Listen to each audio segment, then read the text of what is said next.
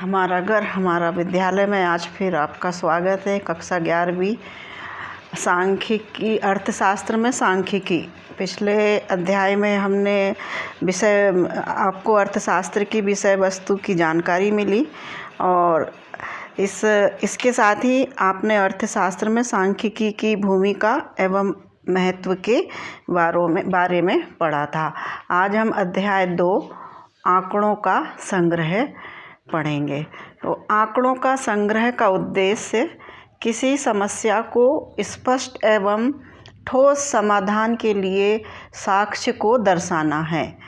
यानी आंकड़ों का संग्रह का उद्देश्य क्या हुआ? किसी समस्या को स्पष्ट करने के एवं ठोस समाधान के लिए हमें उसके साक्ष्य को दर्शाना है। तो अर्थशास्त्र में हम प्रायः ऐसे कथनों को पढ़ते हैं जैसे अनेक उतार चढ़ावों के पश्चात खाद्यान्नों का उत्पादन 1970-71 में 10.8 करोड़ टन से बढ़कर 1978-79 में 13.2 करोड़ टन हो गया, किंतु 1979-80 में फिर से गिरकर 10.8 करोड़ टन हो गया। तो उसके बाद खाद्यान्नों का उत्पादन 2015-16 तक लगातार बढ़कर 25.2 करोड़ टन का आंकड़ा छू लिया। तो हम इस कथन में यह देख सकते हैं कि विभिन्न वर्षों में खाद्यान्न का उत्पादन एक समान नहीं रहा। यह फसल दर फसल तथा वर्ष दर वर्ष बदलता रहता है। चूँकि ये मूल्य परिवर्तनशील होते हैं अतः उन्हें चर कहा जाता है। ध्यान देंगे आप कि चूँकि यह मूल्य क्या होते हैं? परिवर्तनशील होते हैं, अतः उन्हें चर कहा जाता है। और इन चरों को प्रायः x, y, z आदि अक्षरों द्वारा प्रदर्शित किया जाता है। और जो प्रत्येक चर का जो मूल्य होता है वो प्रेक्षण कहलाता है। प्रेक्षण क्या कहलाता है? प्रत्येक चर का मूल्य प्रेक्षण कहलाता है। अब वर्षों को चर x द्वारा और भारत में खाद्यान्नों के उत्पादन को y चर द्वारा प्रस्तुत किया जाता है। अब जैसे अपन देखेंगे 1970-71 में है ना 108 मिलियन टन उत्पादन हुआ, या फिर 2016-17 में 272 मिलियन टन उत्पादन हुआ। तो यहाँ पर चर x तथा y के मूल्य आंकड़े हैं।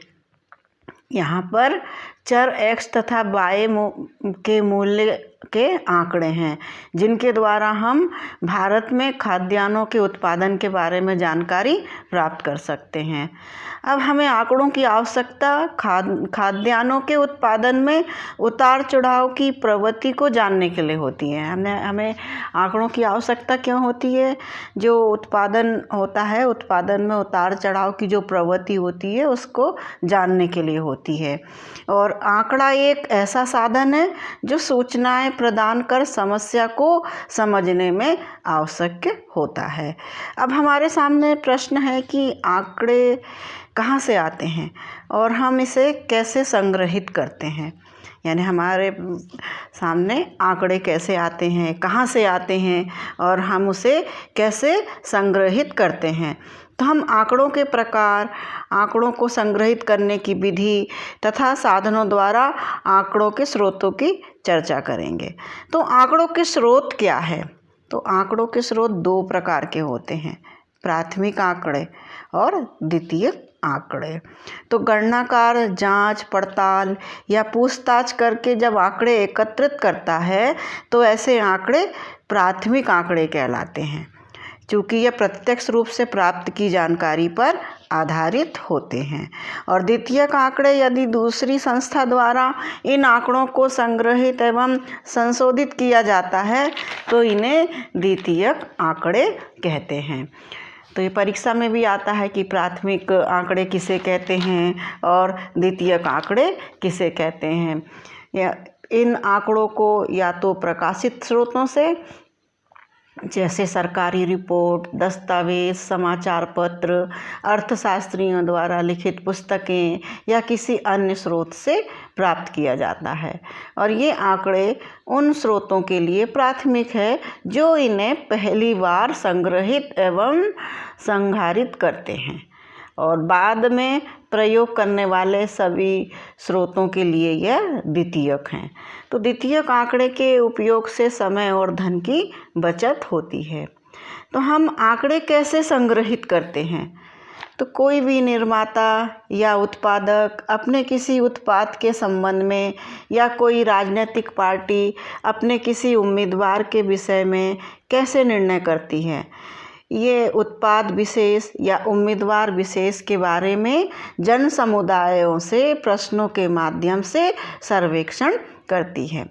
और इस सर्वेक्षण का उद्देश्य कुछ विशिष्टताओं जैसे कीमत, गुणवत्ता, उपयोगिता उत्पाद के संबंध में या लोकप्रियता, ईमानदारी और निष्ठा, ये उम्मीदवार के संबंध में जानकारी एकत्र करना होता है। और सर्वेक्षण का उद्देश्य आंकड़ों को संग्रहित करना होता है। और सर्वेक्षण वह विधि है जिसके द्वारा विभिन्न व्यक्तियों को सूचना एकत्र की जाती है, यानी विभिन्न व्यक्तियों से सूचना एकत्र की जाती है। अब सर्वेक्षण के साधनों की तैयारी। तो सर्वेक्षणों में उपयोग किए जाने वाला सर्वाधिक प्रचलित साधन प्रश्नावली या साक्षात्कार अनुसूची है। अब प्रश्नावली या तो स्वयं उत्तरदाता द्वारा भरी जाती है या फिर शोधकर्ता अथवा प्रशिक्षित जांचकर्ता द्वारा भरी जाती है।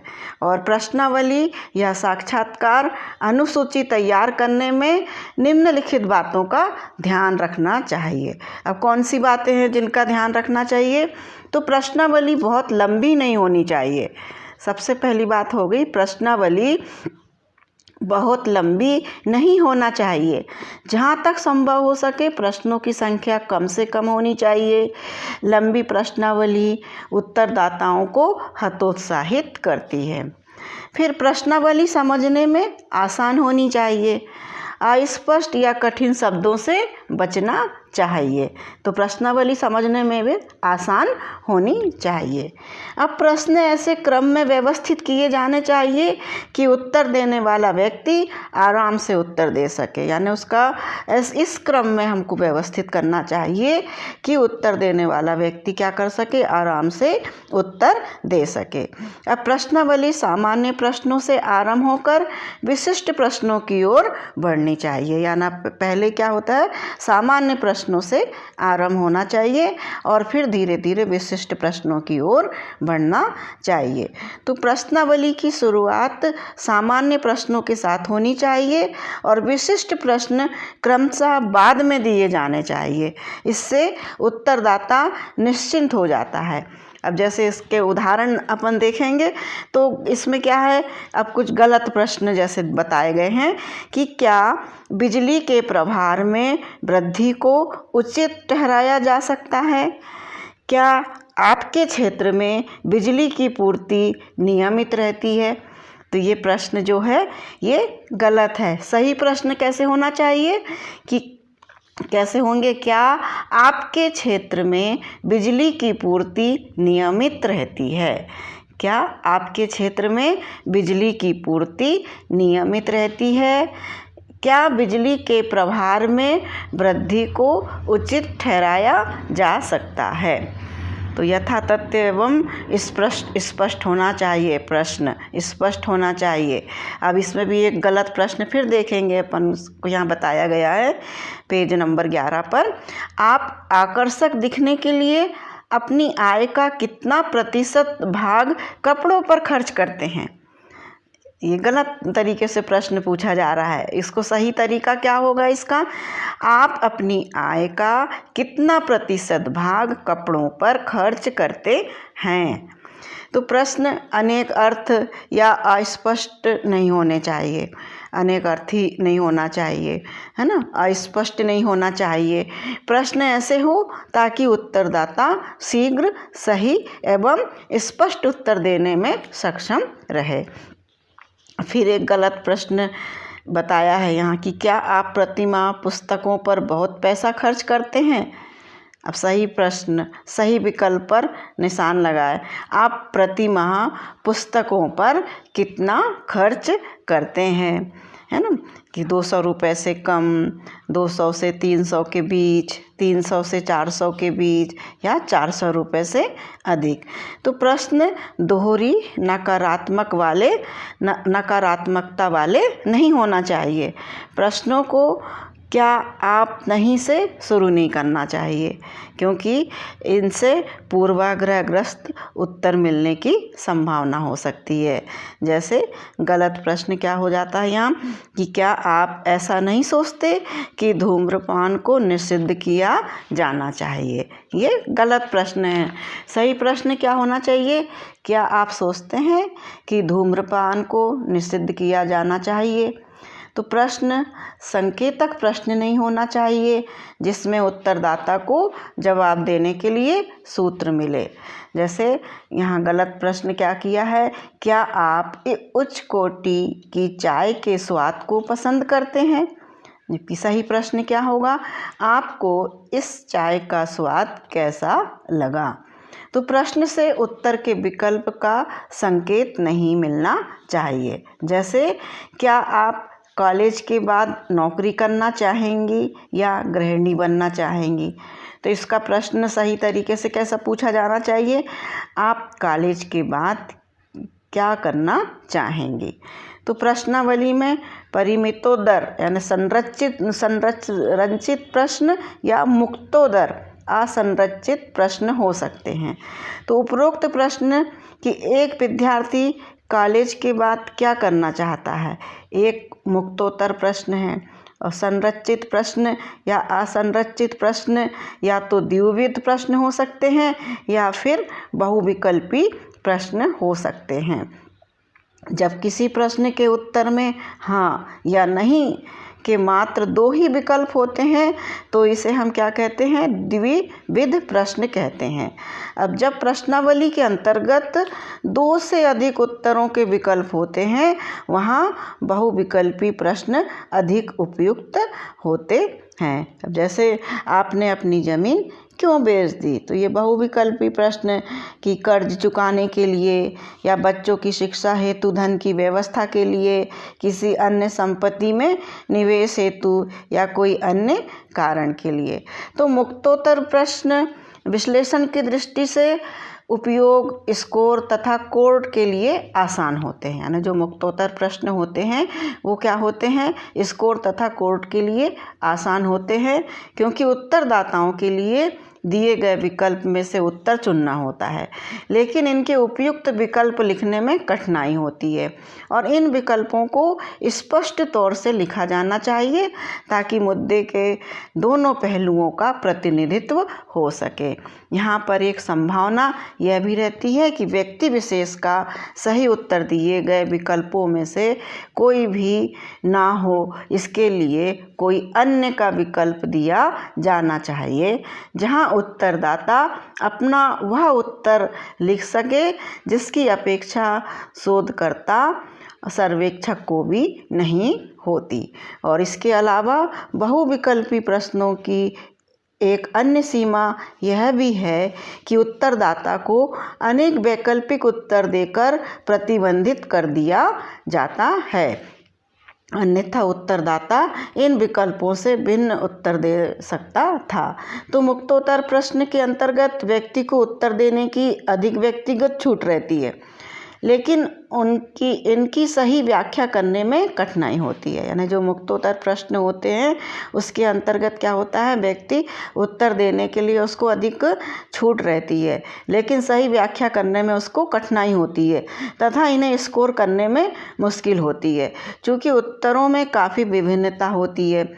जैसे अब प्रश्न पूछ लेते हैं कि वैश्वीकरण के विषय में आपके क्या विचार हो सकते हैं।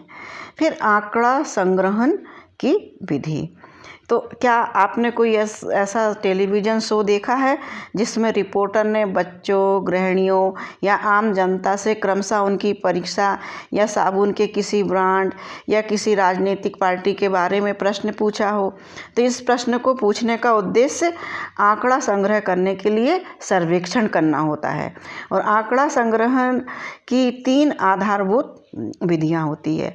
व्यक्तिगत साक्षात्कार, डाक द्वारा सर्वेक्षण यानी प्रश्नावली भेजना, और टेलीफोन साक्षात्कार, ये 3 विधियां होती है। तो अब वैयक्तिक साक्षात्कार क्या होता है? यह विधि तभी उपयोग में लाई जाती है जब शोधकर्ता सभी सदस्यों के पास जा सकता हो। इसमें शोधकर्ता या जांचकर्ता आमने सामने होकर उत्तरदाता से साक्षात्कार करता है। तो इसमें क्या होता है, वैयक्तिक साक्षात्कारों को कई कारणों से प्राथमिकता दी जाती है। इसमें सर्वेक्षक एवं उत्तरदाता के बीच व्यक्तिगत संपर्क होता है। सर्वेक्षक या साक्षात्कारकर्ता को यह अवसर मिलता है कि वह उत्तरदाता को प्रश्न के उद्देश्य के बारे में बता सके कि वह किस उद्देश्य से प्रश्न कर रहा है, तथा उत्तरदाता को भी किसी भी पूछताछ का जवाब दे सके। इसमें क्या होता है, साक्षात्कारकर्ता उत्तरदाता से ये निवेदन कर सकता है कि वह विशेष महत्व के बिंदुओं को विस्तार से बताए। तो इसमें क्या होता है, गलत व्याख्या तथा गलतफहमी से बचा जा सकता है। और साथ ही उत्तरदाता की प्रतिक्रियाओं को देखकर कुछ संपूरक सूचनाएं भी प्राप्त हो सकती है। अब व्यक्तिगत साक्षात्कार की कुछ कमियां भी है। ये काफ़ी खर्चीली होती है। इसमें प्रशिक्षित साक्षात्कारकर्ताओं की ज़रूरत होती है। इसमें सर्वेक्षण पूरा करने में काफ़ी अधिक समय लगता है। कभी कभी शोधकर्ता की उपस्थिति के कारण उत्तरदाता सही बात नहीं बताते हैं। फिर डाक द्वारा प्रश्नावली भेजना। तो जब सर्वेक्षण में आंकड़ों को डाक द्वारा संग्रहित किया जाता है तो प्रत्येक उत्तरदाता को डाक द्वारा प्रश्नावली इस निवेदन के साथ भेजी जाती है कि यह उसे पूरी कर एक निश्चित तारीख तक वापस अवश्य भेज दे। यानी इसमें एक तारीख निश्चित कर देती है कि इतनी तारीख तक इसका उत्तर अवश्य भेज दे। और इसका सबसे बड़ा लाभ यह होता है कि यह बहुत कम खर्चीली होती है। इसके साथ ही इस विधि के द्वारा शोधकर्ता या सर्वेक्षक काफ़ी दूर दराज के क्षेत्रों तक पहुंच सकते हैं, जो संभवतः व्यक्ति या टेलीफोन की पहुंच से भी बाहर हो सकते हैं। और इस विधि में साक्षात्कारकर्ता उत्तरदाताओं पर प्रभाव भी नहीं डाल पाते। साथ ही यह उत्तरदाता को पर्याप्त समय देता है ताकि वह सोच विचार कर प्रश्नों का उत्तर दे सके। और आजकल ऑनलाइन सर्वेक्षण या संक्षिप्त संदेश सेवा SMS, जो आप जानती हैं, द्वारा सर्वेक्षण काफ़ी लोकप्रिय हो रहा है। तो संक्षिप्त संदेश सेवा SMS है ना, इसको भी आप अंडरलाइन कर लेना, पूछा जा सकता है। ये सर्वेक्षण अब काफ़ी लोकप्रिय हो गए हैं।